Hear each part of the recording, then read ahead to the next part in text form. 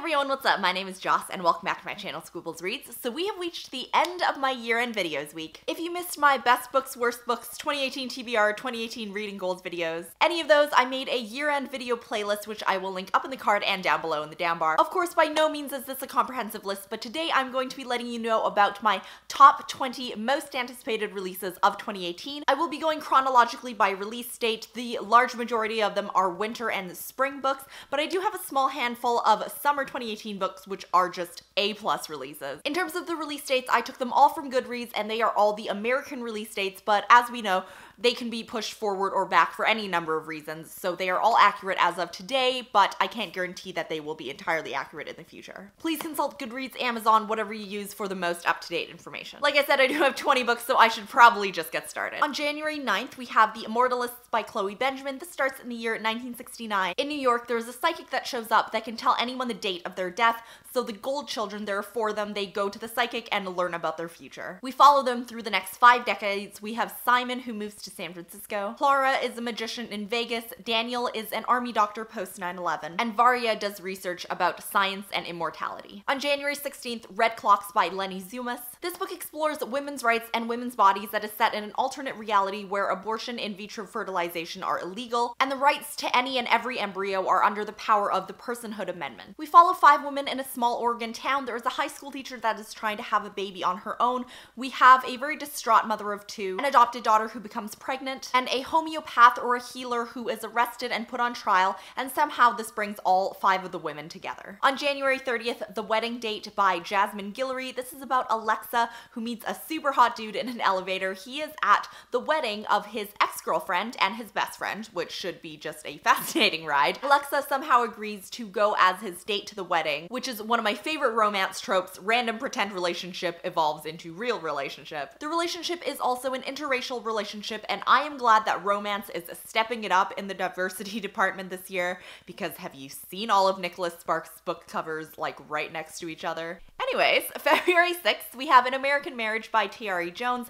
Tiare Jones is an African-American author who apparently has a really big body of work that I have never read, so I am interested into reading more of her books in 2018, but this is her newest release about a newlywed couple, Celestial, who is an artist, and her husband Roy, who is a business executive. Roy is arrested and sentenced to 12 years in prison for a crime that Celestial knows that he did not commit. He serves 5 years before the conviction is overturned and he returns home. So the book focuses on the justice system and where it can falter and all of the relationship dynamics, which are some of my favorite topics. Also on February 6th, Heartberries by Therese Marie Maillot. This is a memoir that Roxane Gay also loved. We have our Native American author, and it's about her upbringing on the Seabird Island Indian Reservation. She was hospitalized and she has a diagnosis of PTSD and bipolar 2. Her mom was an activist, particularly working within the prison system, and her dad was abusive and also had an alcohol addiction. The act of writing this memoir helped her process her thoughts through everything throughout her upbringing and her experience. February 13th, we have The Lost Girls of Camp Forevermore by Kim Fu.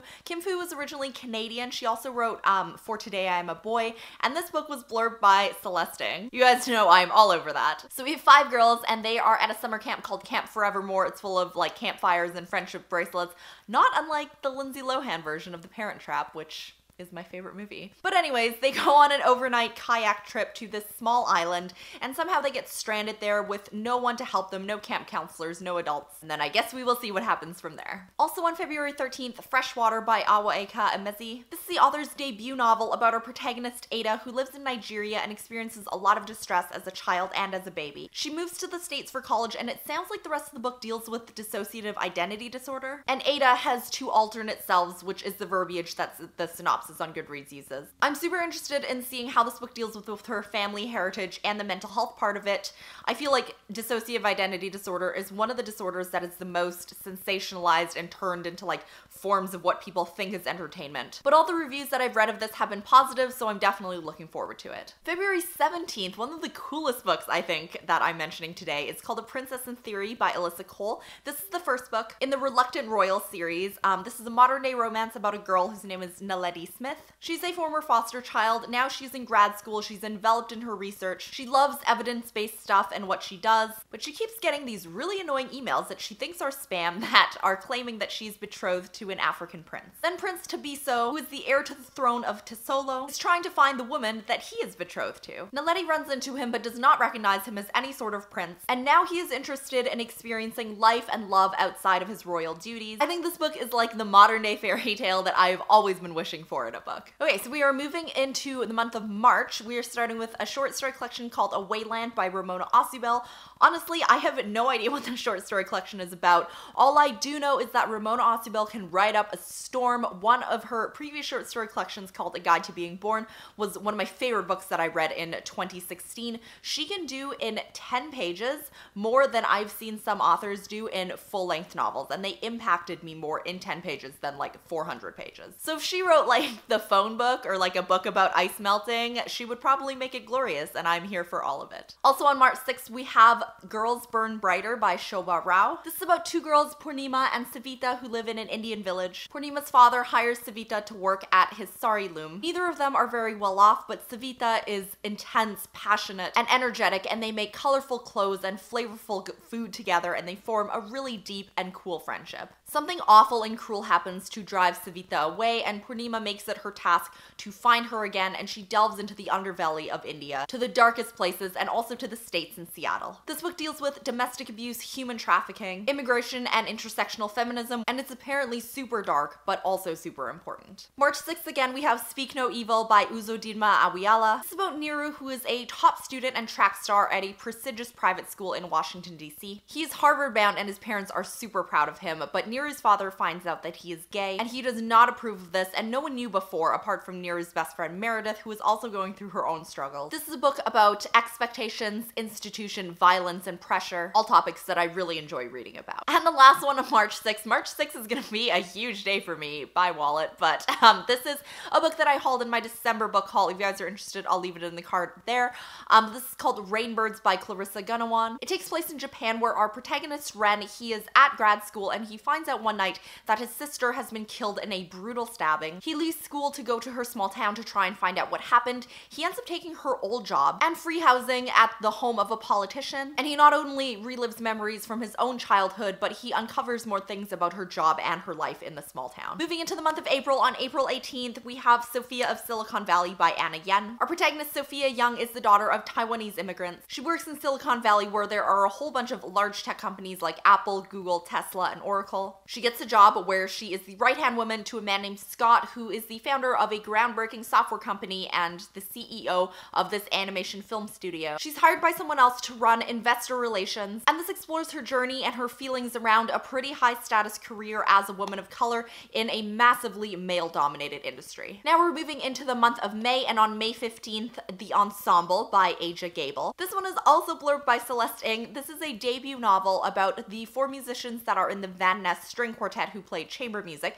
And if you guys did not know, I don't know if I've ever talked about this on my channel, but I was previously involved in a lot of music performance for like 20 plus years. I was involved in music performance, music theory, music history, all of that. So I love books about any of that stuff. So first we have Britt, who is an orphan. The second violinist, Henry, is a prodigy who plays the viola, Daniel's on the cello, and he's the oldest and holds a lot of anger. And then we have Jana or Yana on the first violin, and she's like their strong, resilient leader. This follows them from their youth to the adulthood through making art, their personal lives, their music, and like, look at this cover. This cover is beautiful. And then moving kind of into early summerish books, the first one comes out on June 5th. This is The Book of M by Peng Shepherd. This is another debut novel. It has similarities to both Station 11 and Exit West. It's set in India, and one night at an outdoor market, a man finds that his shadow had suddenly disappeared. This is actually a phenomenon that is spreading extremely quickly that's called the forgetting, because the people who have their shadows disappeared, they gain special powers, but they also forget all of their previous memories. The story mainly follows a man named Ori and his wife Max, and they escape to an abandoned hotel. They're trying to escape it all, but one day, unfortunately, Max's shadow disappears as well, and she takes it upon herself to run away because she doesn't want to hurt Ori with the powers that she's gained. I mean, that just sounds amazing, and one of our protagonists is Chinese American. We do have to wait several months for this book, but I think it will be entirely worth it. Also on June 5th, we have The Kiss Quotient by Helen Huang. This is a gender-swapped story story that is based on Pretty Woman. We have Stella, who is a statistician, so she works with statistics. She is in her 30s and she's Asperger's. She hires an escort who is super hot. He is half Vietnamese and half French. His name is Michael Phan. She hires him in an attempt to try and help her with both an emotional and a physical connection. But they click immediately, and I guess the story goes more into their relationship. I told you guys summer ones would be good. Okay, so on June 19th, we have #1 Chinese Restaurant by Lillian Lee. This takes place in Rockville, Maryland at the Beijing Duck House. This follows owner Jimmy Han. He is thinking about leaving his family's establishment for something more prestigious.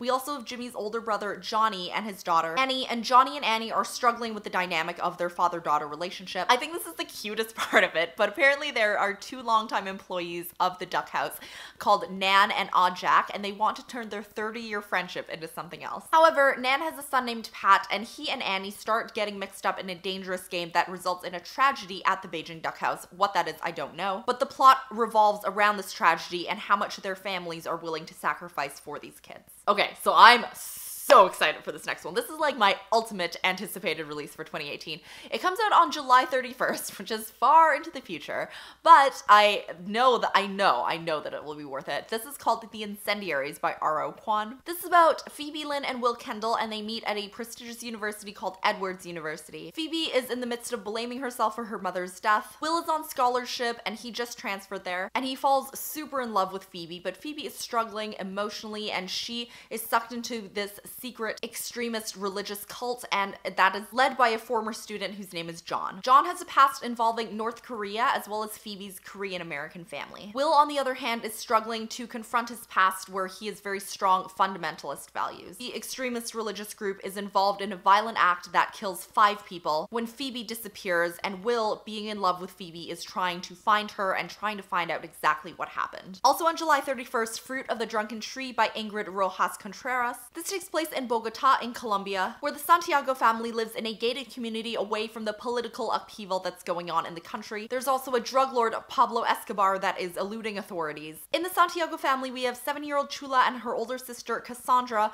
and their mother hires a live-in maid, Patrona, who comes from the city slums. Patrona starts to exhibit some unusual behavior, and it turns out that she is just having a terrible time trying to make enough money to provide for her entire family, and in the meantime, her love life is pulling her in another direction. Patrona and Chula together find themselves keeping secrets that have a huge impact on their futures. Finally, on August 14th, we have A River of Stars by Vanessa Hua. If you guys watched my favorite videos of 2016, you will know that she also wrote a short story collection that was one of my favorite books in 2016 called Deceit and Other Possibilities that features Asian and Asian American protagonists. This is a full-length novel about our protagonist Scarlett Chen, who once worked in a factory in China where she met and fell in love with the factory's owner, whose name is Boss. She ends up pregnant with his child, and the doctor tells them that it is a boy, and Boss is elated because he values having boys over having girls, and he has 3 daughters previously. He moves Scarlett, who is still pregnant, off to the States so his son can be born there and be an American citizen and have all these opportunities, or so he thinks. When Scarlett gets to the States, she lives in this home for mothers where she meets a teenager named Daisy, and she's trying to find the man that got her pregnant. Scarlett gets a new sonogram for her own pregnancy, and she finds out something new about the baby that leads her to want to escape, so she hijacks a van. Little does she know, Daisy is hiding in the van, and together they flee to San Francisco's Chinatown to try and figure out their futures. They flee to San Francisco's Chinatown to try and figure out their futures, but little does Scarlett know her baby's father is not far behind them. I am obsessed with this book already. Like, we're not even close to its release, but I'm obsessed already. Okay, so that is it for this video. Please leave me a comment down below with your most anticipated release for 2018. That also concludes my week of year-end videos. Again, playlist up in the card and down in the down bar below. Thank you so much for watching, and I will see you in the next one. Bye!